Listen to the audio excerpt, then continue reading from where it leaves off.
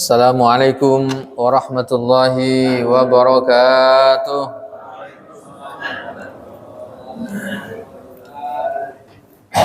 Alhamdulillahi rabbil alamin. Nahmaduhu wa nasta'inuhu wa nastaghfiruh wa na'udzu billahi min shururi anfusina wa min sayyiati a'malina. May yahdihillahu fala mudilla lahu wa man yudlil fala hadiya lahu. Asyhadu an la ilaha illallah wa asyhadu anna Muhammadan abduhu wa rasuluh.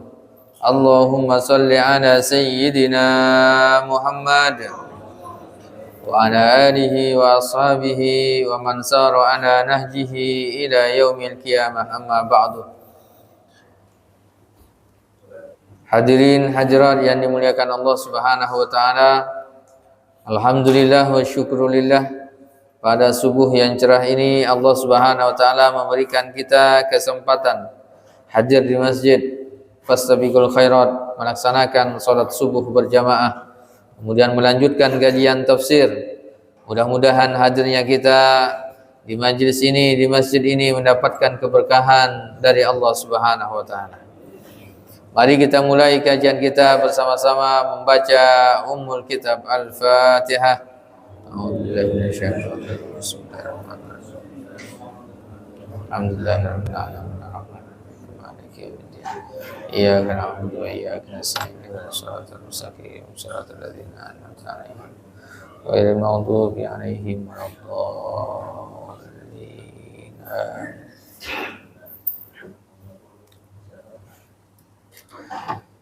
Wa fil azrazikumullah, kita akan lanjutkan kajian kita sampai pada surah Al-Baqarah ayat berapa? 257 sekarang. Mari kita baca bersama-sama. A'udzu billahi minasy syaithanir rajim. Bismillahirrahmanirrahim. Allahu waliyyul ladzina amanu yukhrijuhum minadh dhulumati ilan nur wal ladzina kafaru أولياؤهم الطاغوت يخرجونهم من النور إلى الظلمات أولئك أصحاب النار هم فيها خالدون صدق الله العظيم.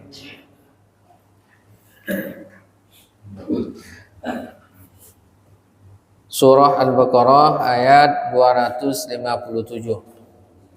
Sebagaimana kita ketahui bersama bahwa satu ayat pada 255 itu berbicara tentang apa? Ayat kursi. Nah, ayat kursi ini adalah puncak dari ayat-ayat Al-Quran, puncak dari kalamullah yang merupakan yang tertinggi kedudukannya dalam Al-Quranul Karim. Di ayat kursi ini Allah Subhanahu wa taala menjelaskan tentang keesaan Allah Subhanahu wa taala, kemuliaan Allah, bahwa Allah yang menciptakan segala sesuatu alam semesta ini. Kemudian Allah Subhanahu wa taala layak untuk disembah dan diibadahi, dan Allah Subhanahu wa taala memiliki nama-nama, sifat-sifat yang wajib untuk diketahui dan dikenal oleh umat manusia sebagai hamba. Nah, pada ayat berikutnya, setelah dia mengenal Allah Subhanahu wa taala, La ikraha fid din. Dia mengenal Allah, dia mengenal Islam. Nah, keyakinan Islam yang 100% benar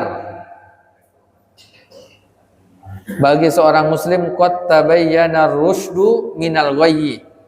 Kebenaran itu 100% di dalam Islam.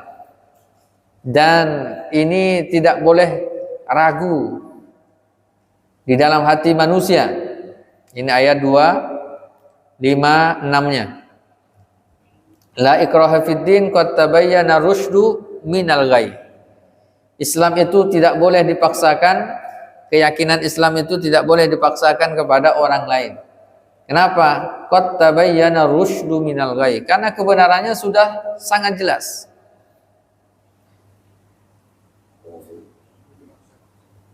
Qad tabayyana rusydu minal ghayy. Nah, setiap pilihan manusia ada konsekuensinya.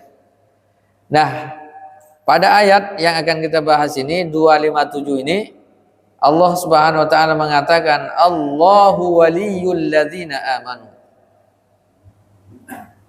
Orang-orang yang beriman jangan merasa takut dan merasa sedih.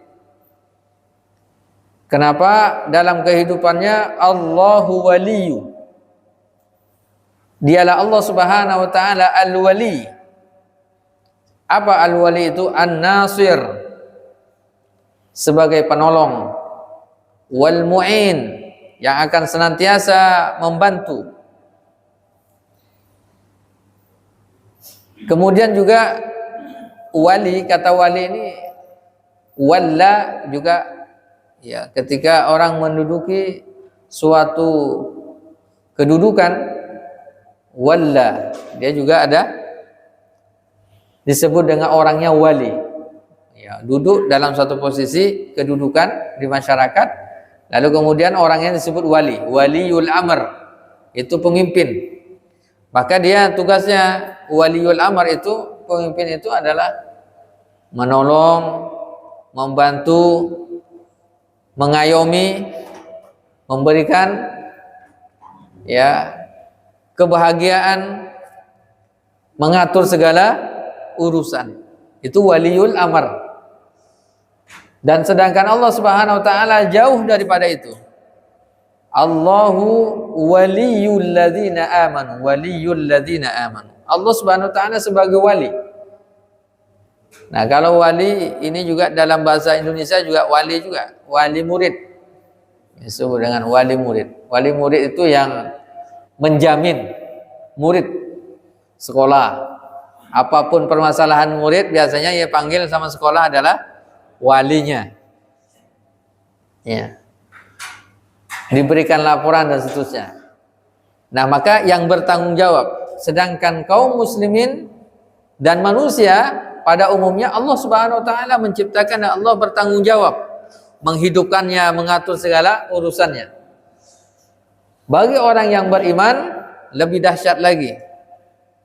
Bantuan pertolongan dari Allah Subhanahu wa taala, bahwa Allah Subhanahu wa taala yang telah memberikan kepada mereka orang-orang yang beriman, kita semuanya, hidayah, petunjuk dari Allah Subhanahu wa taala. Apa bentuknya waliyul ladzina amanu? Yang tertinggi itu adalah yukhrijuhum minaz zulumati ilan nur. Allah Subhanahu wa taala yang mengeluarkan mereka manusia, orang-orang yang beriman itu, minaz zulumati, dari kegelapan, dari kezaliman, ilan nur, menuju cahaya. An-nur ini nama lain dari al-Islam. Az-zulumat bisa bermakna al-kufur, kekafiran.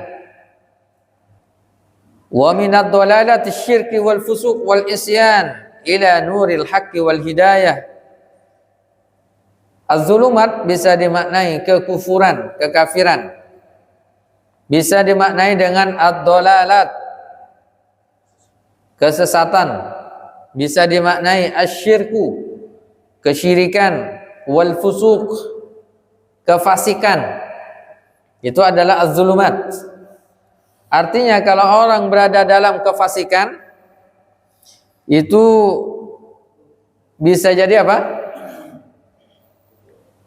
Belum diberikan cahaya oleh Allah Subhanahu wa taala, belum diberikan hidayah. Nah, ini luar biasa. Bahkan orang terkadang berusaha untuk apa? Dia berusaha untuk tetap dalam kekufurannya, tetap dalam kesyirikannya, tetap dalam kefasikannya. Nah, apa bentuk pertolongan Allah Subhanahu wa taala pada orang yang beriman? Silakan buka surah Al-Hujurat ayat 7.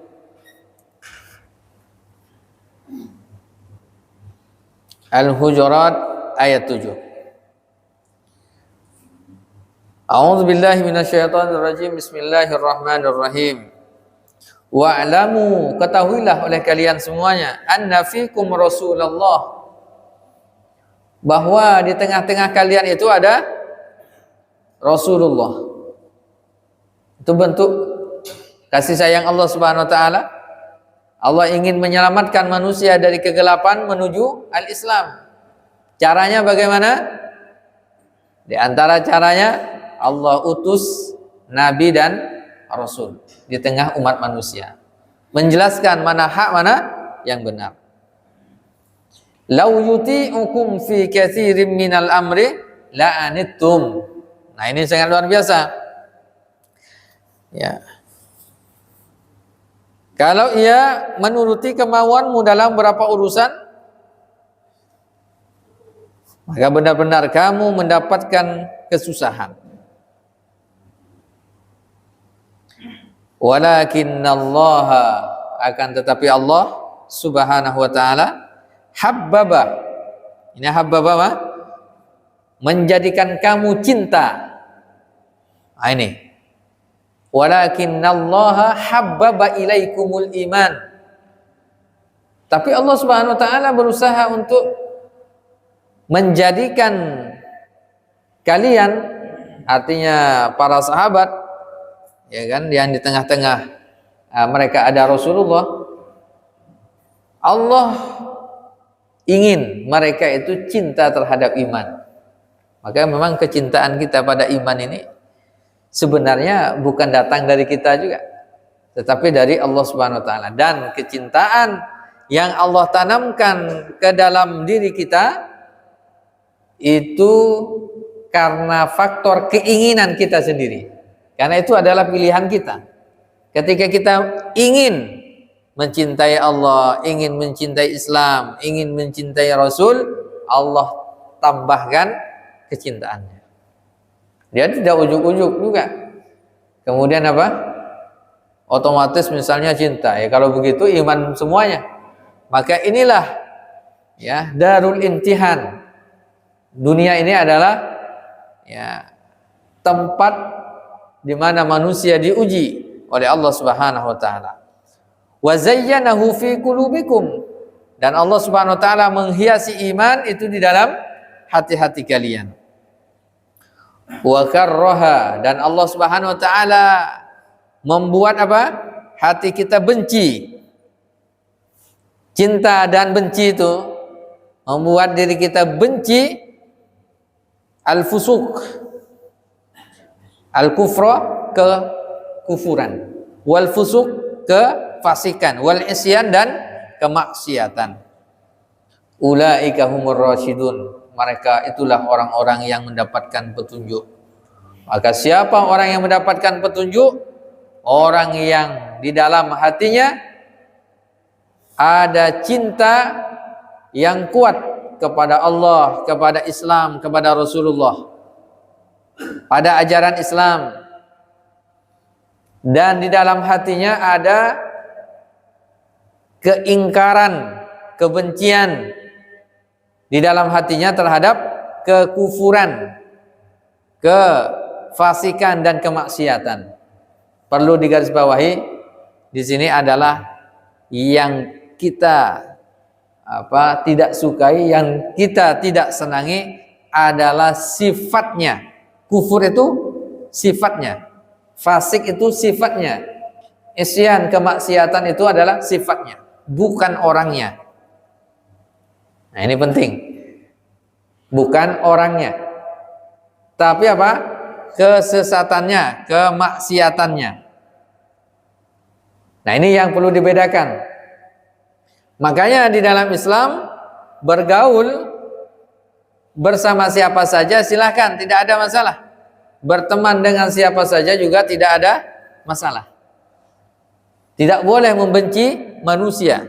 Bahkan Rasulullah SAW ketika suatu ketika duduk-duduk, lalu kemudian ada jenazah Yahudi lewat, maka kemudian Rasulullah berdiri. Kemudian sahabat ya berdiri juga, tapi mempertanyakan, heran, ya Rasulullah, kenapa engkau berdiri? Bukankah ini jenazahnya Yahudi? Alaysa huwal insan, bukankah dia adalah seorang manusia? Jadi manusia saja, kemanusiaannya dihormati, ya kan? Kemanusiaannya dihormati. Bahkan ketika Rasulullah berperang pun dengan para sahabat, dikatakan bahwa yang diperangi, tidak boleh diperangi orang-orang yang sudah tua renta, perempuan, anak-anak, walaupun mereka agamanya berbeda. Tapi yang diperangi pada saat itu apa? Karena adanya kezaliman, gitu. Dan ketika sudah terbunuh misalnya, tidak boleh juga kemudian apa? Dicincang, mutilasi misalnya. Kenapa? Karena tidak, itu semuanya bukan sifat karakter orang yang beriman. Jadi walakin Allah habbaba ilaikumul iman wa zayyanahu fi qulubikum wa karraha ilaikumul kufra wal fusuqa wal isyan. Dan di dalam hatinya ada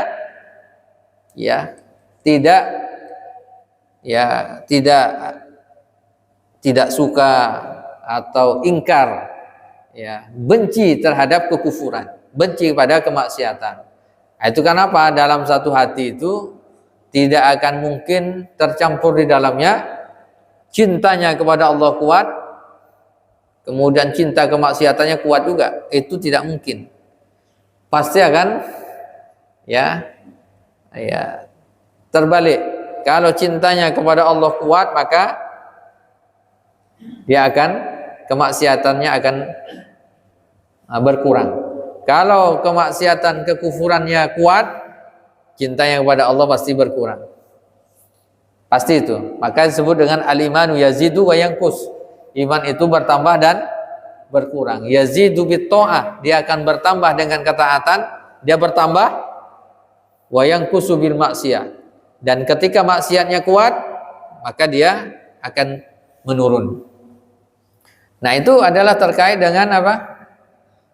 Orang-orang yang mendapatkan petunjuk, yang ar-rasyidun itu adalah petunjuk, bimbingan dari Allah. Mereka itulah orang yang dibimbing oleh Allah Subhanahu wa taala. Maka kembali pada surah Al-Baqarah, Allahu waliyul ladzina amanu. Allah Subhanahu wa taala menjadi wali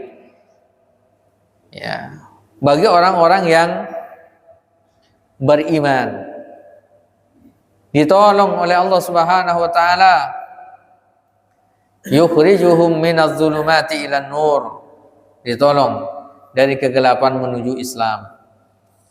Begitu juga dengan kita. Apa hikmahnya? Ketika kita berada senang ibadah.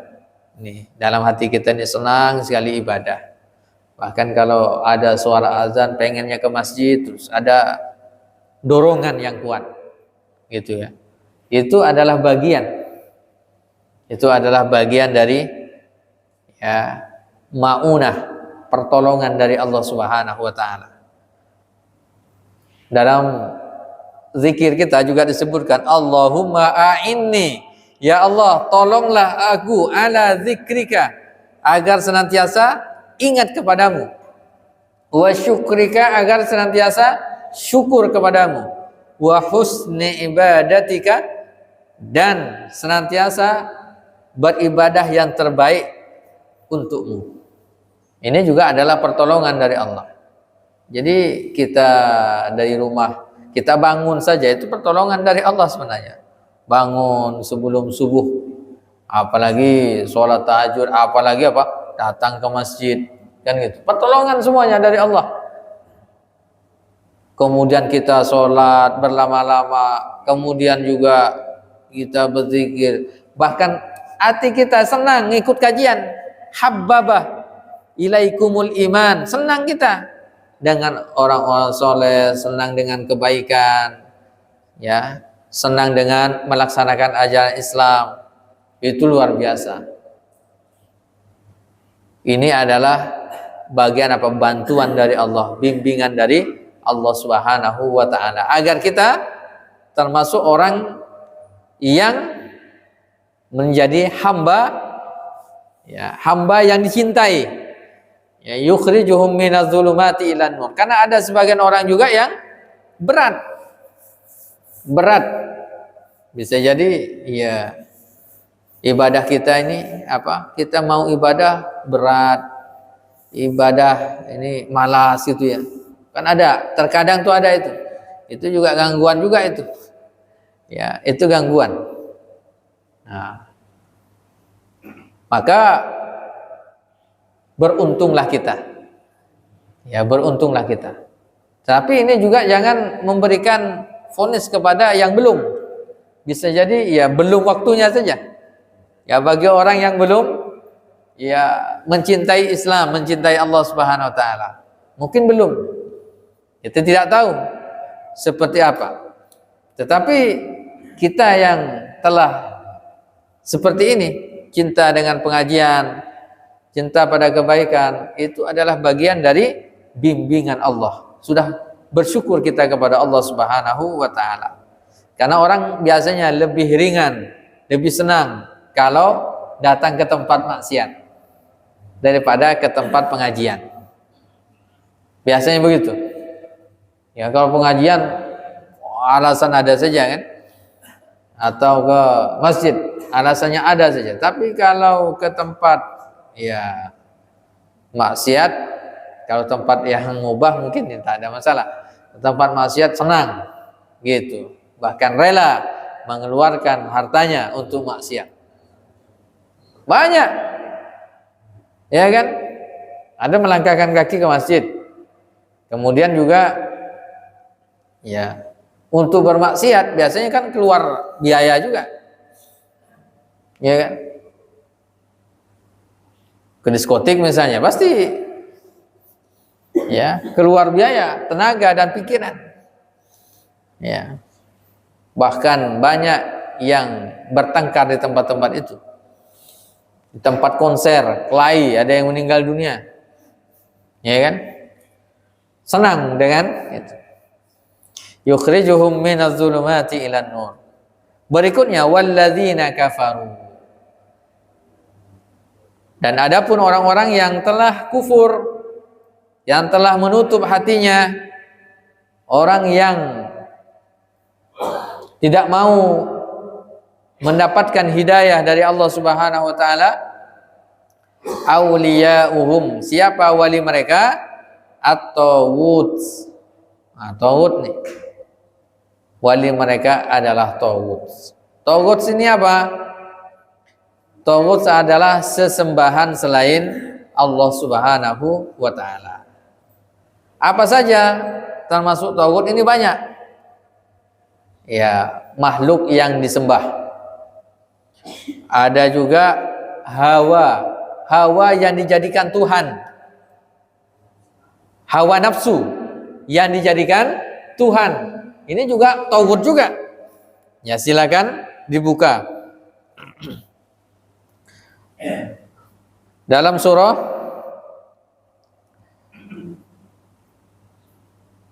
Al-Jasiyah ayat 23. Surah Al-Jasiyah ayat 23. Silakan. Al-Jathiyah ayat 23. Afara'aita man ittakhadha ilahahu hawahu. Afara'aita man ittakhadha ilahahu hawahu. Apakah engkau telah melihat orang yang menjadikan apa? Hawa nafsunya sebagai ilah, sebagai sesembahan. Maknanya apa? Kalau sesembahan itu ya apa yang digandrungi, apa yang dicintai, apa yang ditaati, itu adalah al-ilah. Al-ilah itu sesembahan. Dan ini juga adalah bagian dari taghut.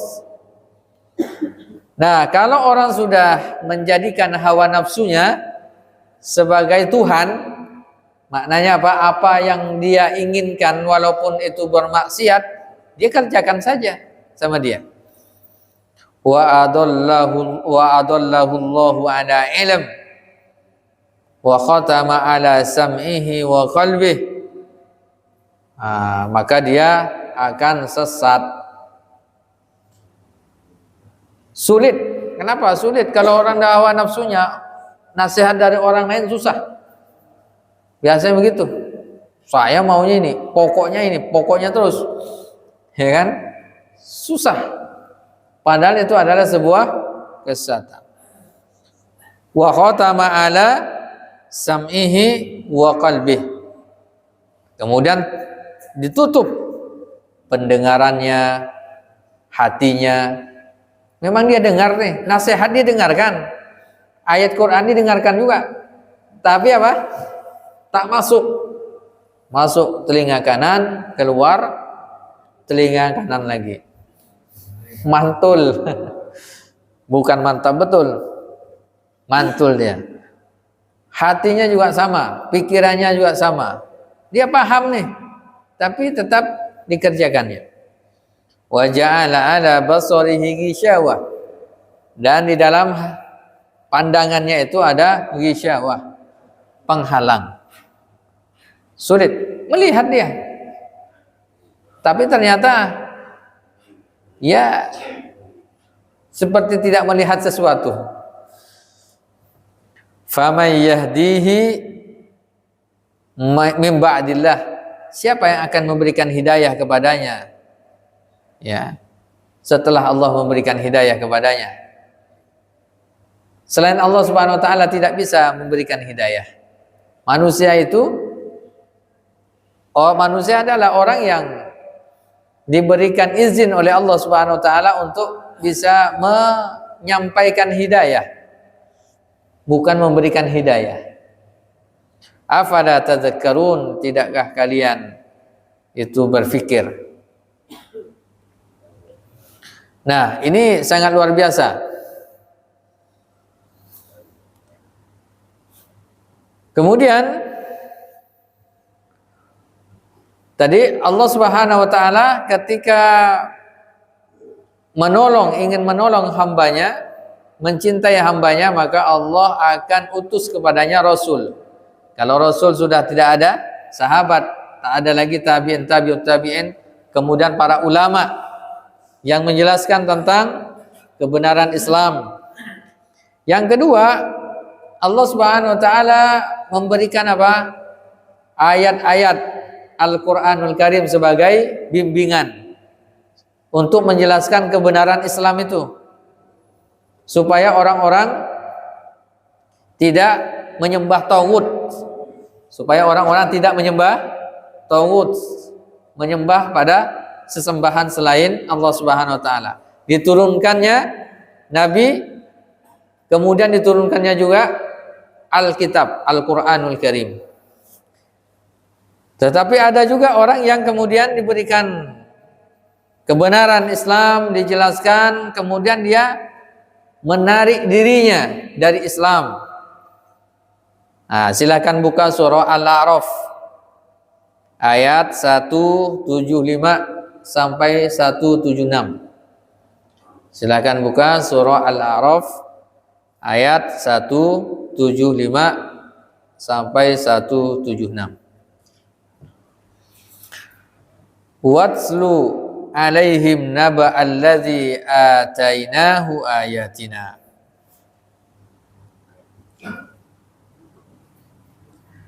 Dan bacakanlah kepada mereka berita orang-orang yang telah kami berikan kepadanya ayat-ayat kami.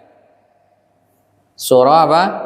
Al-A'raf ayat 175 sampai 176. Diminta oleh Allah Subhanahu wa taala agar membacakan ayat-ayatnya, menyampaikan ayat-ayatnya untuk menjelaskan kebenaran Islam, untuk mengenalkan Allah Subhanahu wa taala. Setelah dia dijelaskan tentang kebenaran Islam, ayat-ayat Allah, ternyata fansalakha minha. Dia kemudian menarik dirinya. Insalakha yansalihu ini maknanya kalau ada kambing, ya sebentar lagi ada kurban. Kambing itu kalau disembelih mau dikuliti, digantung dulu. Maka kemudian dia kulitnya tinggal ditarik saja. Nah, lepasnya kulit dari dagingnya itu disebut dengan fansalakho, insalakho, yansalihu, lepas. Jadi orang yang sebelumnya beriman kepada Allah, beriman pada Rasulullah, beriman pada kebenaran Al-Quran, lalu dia melepas dirinya. Pilihan dia adalah melepaskan diri dari kebenaran Islam. Fansalakha minha. Kalau sudah dia lepas diri, menjauh dari Islam, fa asba'ahu syaitan. Dia akan diikuti oleh syaitan. Nah, inilah tauhid juga ini, syaitan ini. Fakana minal ghawin, dan dia termasuk orang-orang yang sesat. Orang sesat itu bisa jadi bukan karena dia tidak paham, paham sebelumnya. Karena tadi artinya yang dia ikuti itu adalah hawa nafsunya. Walau syi'na la rafa'nahu biha, ayat 176-nya.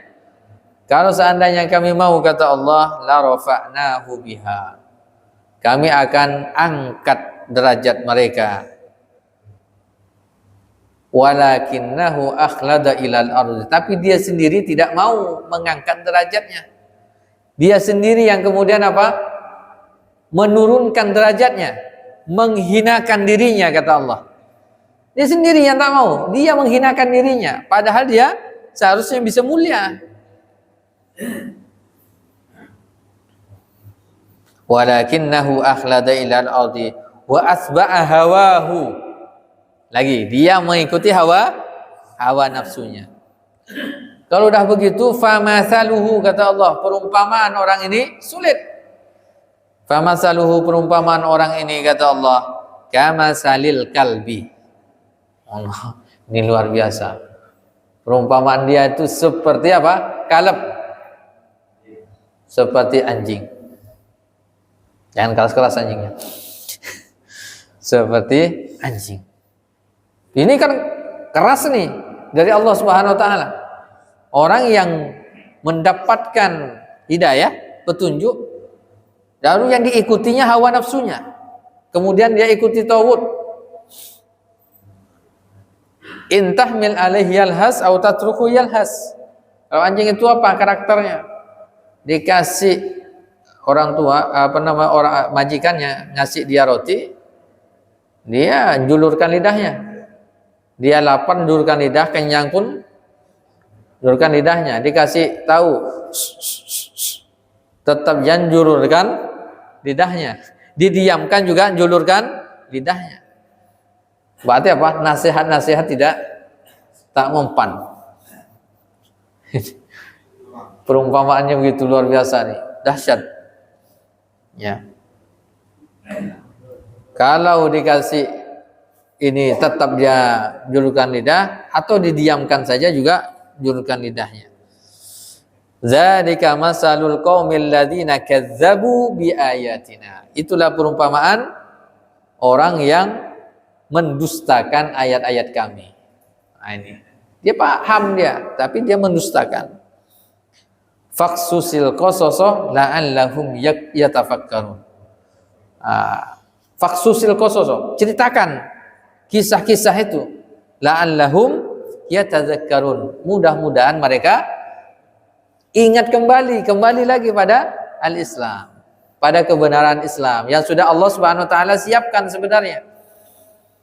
Nah, maka kembali ke Al-Baqarah tadi, ya, ulaika ashabun nar, orang yang menuruti hawa nafsunya, yang dia pilih adalah kemaksiatan, kekufuran dan kefasikan, ya, ulaika ashabun nar, mereka itu adalah penghuni neraka. Hum fiha khalidun, mereka kekal di dalamnya. Ini adalah penjelasan pasti, karena ayat Al-Qur'an itu pasti 100% kebenarannya. Tidak diragukan lagi, walaupun ada orang yang viral sekarang ini mengatakan semua agama sama dengan bahasa Suryaninya. Semua agama sama katanya. Dia sudah berbicara dengan malaikat, ya, dengan nabi, ya apa, dengan para nabi lah, ya. Kemudian bisa berbicara dengan bahasa semua binatang. Luar biasa ya, orang sakit ini. Ini semua agama sama kata dia. Ulaika ashabun nar hum fiha khalidun. Bahaya itu. Kalau benar-benar itu dalam hati bisa murtad ya. Berarti semua agama itu sama, berarti Tuhannya benar semuanya. Itu luar biasa. Wallahu a'lam bishawab. Kita berikan kesempatan waktu dan sharing tanya jawab. Persilahkan jika ada yang mau bertanya, atau yang sebelumnya kemarin ada yang belum sempat terjawab mungkin ditanyakan kembali, dipersilahkan.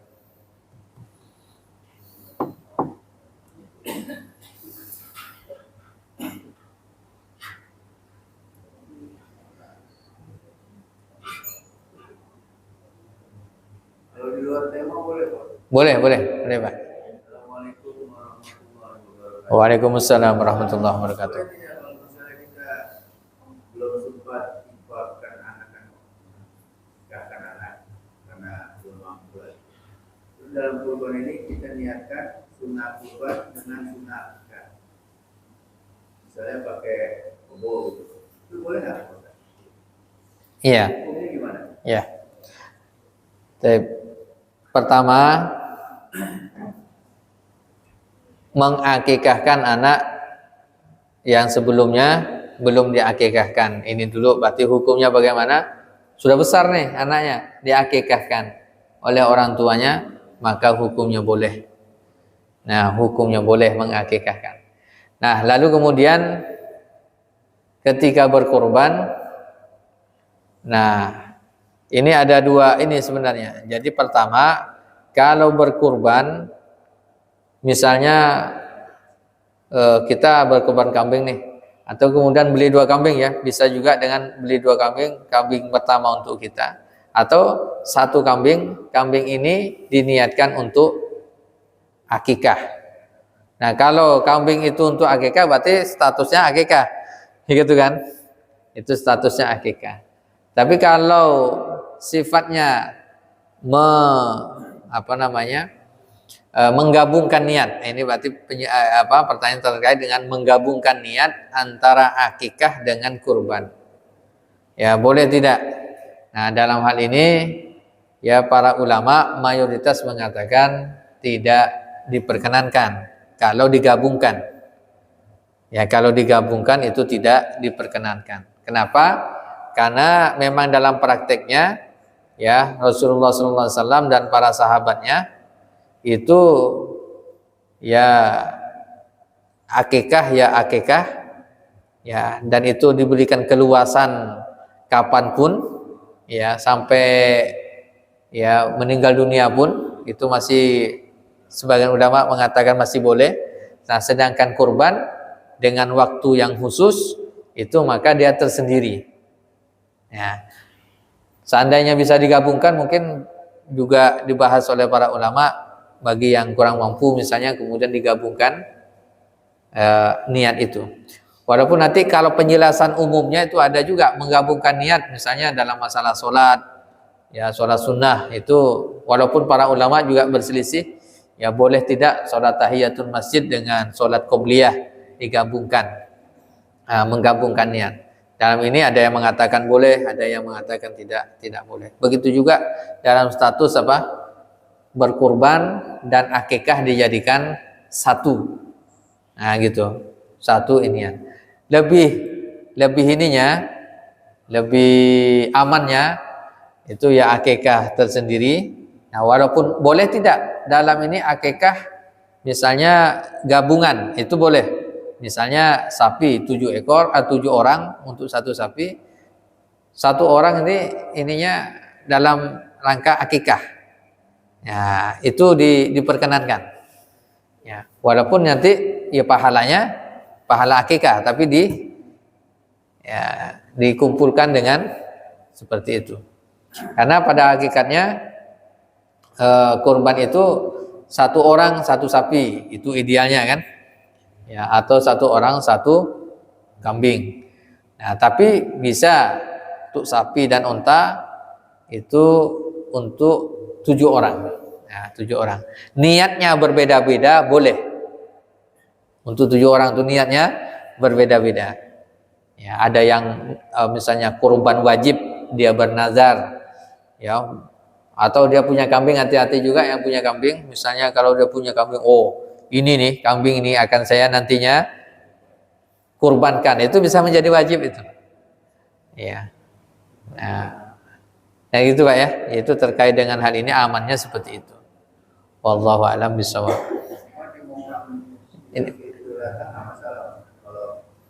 Oh boleh Pak.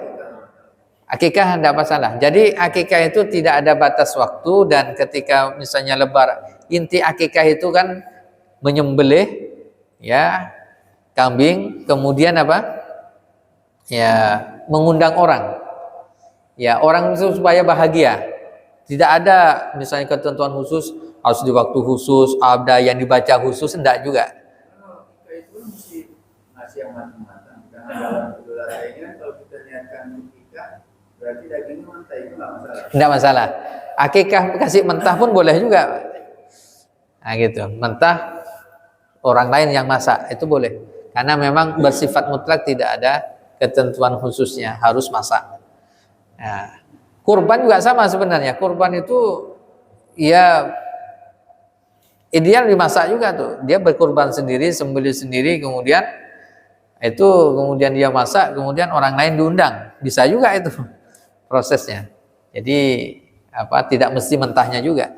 Bisa juga masaknya gitu. Silakan Bu.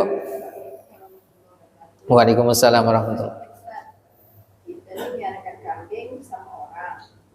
Waktu dilihat berapa bulan yang lalu, itu dia besar-besar. Terus kita lihat ini, ya Allah, bisa nih jadi korban, gitu kan?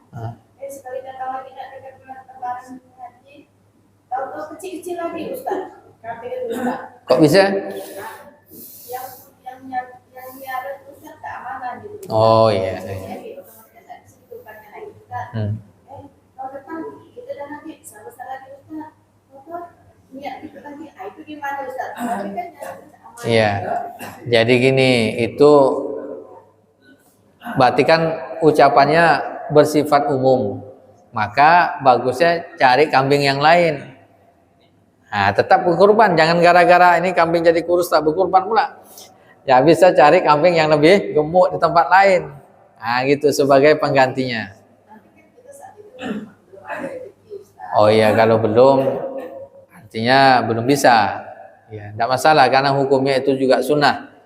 Nah, hukumnya sunnah. Tapi kalau sudah ditentukan ini barangnya nih, ini yang akan saya kurbankan, maka dia bersifat wajib. Sama dengan nazar. Iya. Nah, itu.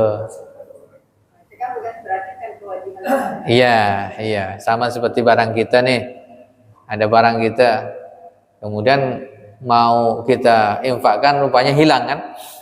Ya berarti tidak ada kewajiban lagi, udah bukan milik kita lagi. Nah, semacam itu. Wallahu a'lam bishawab. Silakan. Yang lain? Waalaikumsalam warahmatullahi wabarakatuh. Kalau kita bicara masalah pendustaan ayat-ayat Al-Quran, ini termasuk golongan apa? Apakah kafir, syirik, atau keluar dari Islam atau belum keluar dari Islam? Dan bagaimana meluruskan supaya tidak masuk kategori orang yang mendustakan ayat-ayat Al-Quran? Iya, terima kasih Pak. Jadi kadzaba yukadzibu, mendustakan ayat-ayat Allah, mendustakan agama. Ini berlaku untuk orang kafir yang belum masuk Islam, dan berlaku juga bagi orang yang sudah masuk Islam. Di antaranya surah Al-Ma'un itu juga ayatnya jelas. Ara'aital ladzi yukadzibu biddin. Apa engkau tahu siapa orang yang mendustakan agama? Orang mendustakan agama, mendustakan ayat-ayat Allah Subhanahu wa taala juga. Fadzalika alladzi yad'ul yatim, yaitu orang yang tidak peduli dengan anak yatim. Wala yahuddu ala ta'amil miskin, dan dia tidak mau memberi orang miskin makanan. Fawailul lil musallin, dan orang yang fawailul lil, celaka orang yang salat, alladzina hum an salatihim sahun. Jadi orang yang mendustakan agama juga orang yang lalai dalam salatnya. Itu juga termasuk yukadzibu biddin. Alladzina hum yura'un, orang yang riya di dalam salat itu juga yukadzibu biddin, pendusta agama. Ya. Wa yamna'unal ma'un, dan tidak mau mengeluarkan hartanya. Itu juga adalah yukadzibu biddin. Jadi ini yukadzibu biddin bisa pada orang yang beragama Islam. Dia mendustakan, padahal itu adalah ajaran nabinya, ajaran Allah Subhanahu wa taala. Berbeda kalau tidak mampu dan seterusnya, ya, itu berbeda. Artinya juga ini adalah bagian dari penentangan, ada penentangan di dalamnya, ada kesengajaan penentangan, ya, mendustakan ya perintah-perintah atau sunnah-sunnah dari Rasulullah Sallallahu Alaihi Wasallam. Wallahu a'lam bishawab. Silakan, ya, Ibu dulu ya. Kita kan sudah mengenal puasa apa. Baru-baru ini ada namanya puasa takbir. Apakah harusnya sahih? Yang kedua itu masalah sholat. Kita kan banyak kesalahan sahih, tapi sampai kesalahan sahihnya kebutaan. Apakah belum sahih dalam sholat tadi sah? Ya, ada dua di pertanyaan Ibu. Yang pertama, baru-baru ini ada puasa tarwih. Nah, puasa tarwih bukan baru-baru ini, itu sudah ada sejak zaman Rasulullah. Nah, sahih, silahkan. Jadi pada tanggal 9 Zulhijjah, nah maka disunnahkan puasa Arafah. Nah, Nabi SAW mengatakan, seandainya aku hidup, dia akan datang tahun depan, maka aku akan puasa 1 hari sebelumnya. Itu disebut dengan puasa tarwiyah. Jadi puasa tarwiyah itu adalah puasa pada tanggal 8 Zulhijjah.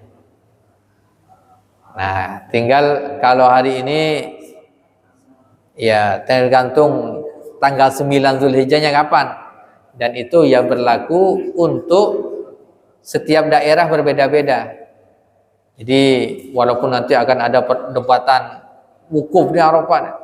Nah, pada prinsipnya itu adalah tanggalnya. Dilihat itu adalah tanggalnya, tanggal 9-nya. Ya, karena jarak wukuf, orang wukuf di Arafah dengan daerah-daerah di dunia ini kan berbeda. Negara-negara. Ya kan? Ada perbedaan 4 jam, 5 jam, ada yang 12 jam. Nah, bahkan kalau Amerika kita pagi, dia malam. Dan seterusnya, Bu ya. Kemudian yang kedua, Sujud sahwi ini apa? Sujud sahwi itu lupa. Sujud itu dia melakukan sujud karena dia lupa melakukan perkara sunnah, bukan perkara wajib. Ada dalam sholat itu ada rukun, ada sunnah. Rukun itu kalau ditinggalkan batal sholatnya. Tidak disyariatkan sujud sahwi, batalnya.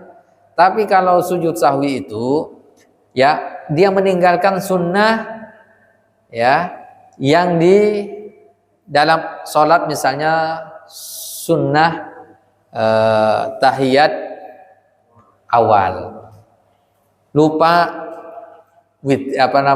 kunut misalnya begitu ya. Nah maka dalam hal ini dia lupa, atau dia lupa ini ragu-ragu sholatnya 4 rakaat atau 3 rakaat. Dia ragu-ragu, maka dia tambahkan 1 rakaat, setelah itu dia sujud sahwi. Nah itu dia. Kalau pas sujud sahwi lupanya mau sujud sahwi di akhir, lupa juga dia, sudah salam. Ini bagaimana? Dalam hal ini boleh sujud sahwi setelah salam. Setelah salam boleh dia sujud sahwi lagi, Allahu Akbar, setelah itu dia salam yang kedua. Tapi kalau jaraknya sudah jauh, sepertinya lupa juga dia kan, setelah salam lupa juga, udah ke rumah baru ingat iya lupa. Bagaimana? Sudah selesai sudah. Itu hukumnya sunnah saja. Tidak dilakukan juga tetap sah. Jadi juga sama, misalnya imam juga lupa kan? Lupa juga dia. Misalnya dia ragu-ragu lupa, ya tidak apa-apa, sudah salam. Ya namanya lupa, bagaimana lagi kan? Dan itu hukumnya sunnah lengkap. Gitu Pak ya. Silakan Bu.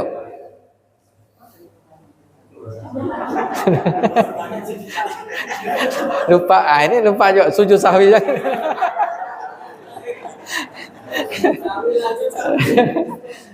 Iya.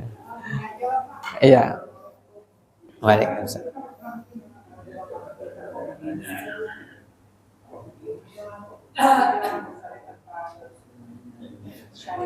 Iya.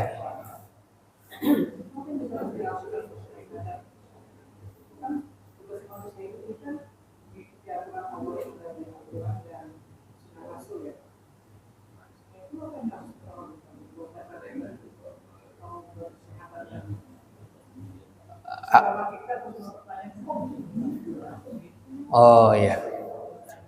Iya. Kalau di dalam hati kita ada kok begini ajaran Islam ya, kok begitu.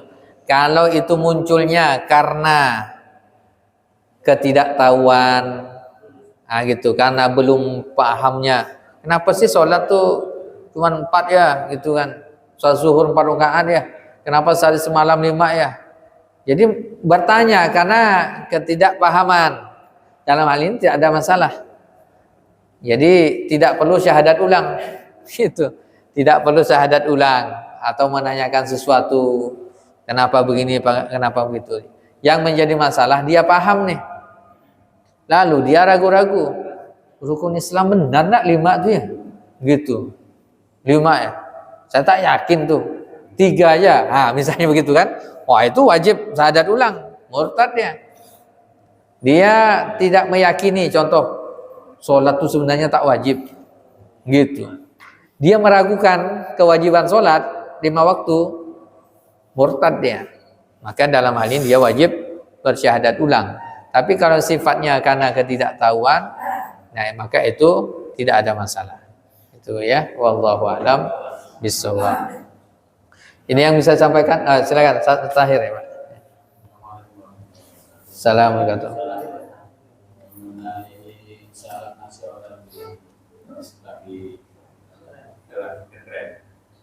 Yang sering dikerjakan oleh negara yang lagi sekarang ini yang khususnya misalnya seluruh agama. Oh iya.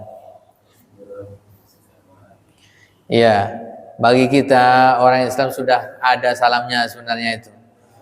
Iya. Sudah ada assalamualaikum warahmatullahi wabarakatuh. Itulah salamnya untuk semuanya itu. Ya. Nah, apalagi itu adalah bagian dari kalau salam itu semoga Tuhan Bapak memberkatimu misalnya. Bahaya itu bisa murtad juga itu. Iya, maka ini pentingnya juga pejabat itu paham agama ya. Nah, ini pentingnya. Itu. Kalau yang sifatnya umum maka hukumnya boleh. Contoh selamat pagi, selamat siang, selamat sore.